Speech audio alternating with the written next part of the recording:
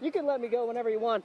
All right. Oh, God. Okay, so it's 40 feet tall, and there's actually a 15-foot little hanging thing before you guys opened the courts just not too long ago. So how's the turnout been so far these couple months? It's been fantastic. We have some group. One of the biggest shareholders of the Kearney Solar Farm is the University of Nebraska Kearney. They say they plan on going carbon neutral by 2050. Other than just the slick conditions of ice and wind, it's just not a good combination to drive on. Sarah? Parts of the campground, such as the north side, is already flooded, and Emergency Management Ron Pugh says water may only rise more through the night. Anyone can be a citizen scientist by simply taking pictures of landscapes, uploading them to a website. As we see right here on California, Nevada, even a little bit of Texas, people have uploaded photos where the red dots mean severely dry. This data photos, in this case, Stark says she was struggling to find surgical masks to send to China.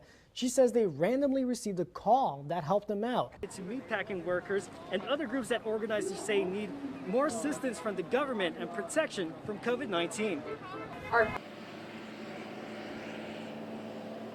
Adams County farmer Lance Atwater says he started harvest on Labor Day. He says it's earlier than usual, but for a reason. A lot of that's just due to we've had dry conditions through the month of August, and really in this area we've been dry all summer, so we haven't caught a lot of rains, and so it's just sped up the maturity of the crop. Atwater says he's happy it rained. He says they needed it because it's been awfully dry, and also if there's no moisture, fire risks increase during harvest. So it's just good to have that moisture even starting harvest. It helps settle the dust.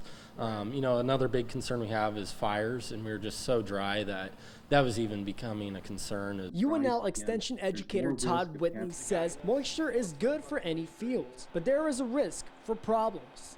We can have shattering because we get a shrinking and swelling, and then all of a sudden we're more susceptible to having pod shatter when it comes to soybeans. And the cold front came along with the rain in central Nebraska. Sometimes a freezing coming in can help finish out a cropping cycle, although we're really early to be having a freeze right now. I'm hoping by maybe the end of the week, through this weekend, maybe harvest will resume if the weather cooperates with us. Atwater says harvest is a stressful season. He says he asks people to be careful when driving as there are big trucks on the road. Reporting in air, I'm Brandon Cortez.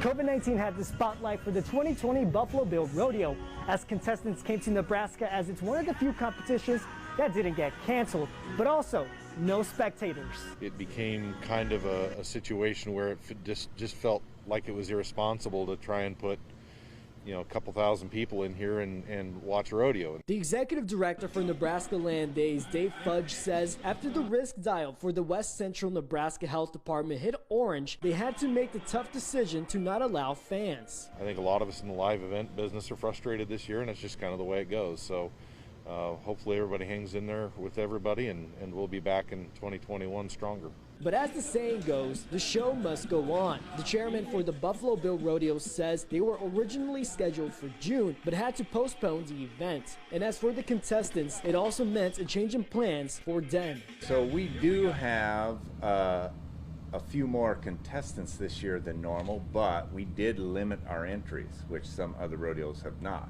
Jack Morris says there were under 500 competitors last year, and this year he says they have over 600, and each of them have to sign waivers and have daily temperature screenings. When we limited our entries, and that was more due to having enough stock for everyone, that was a financial reason as well as a health reasons. Fudge says they got the message out as quick as possible, and tickets will be refunded.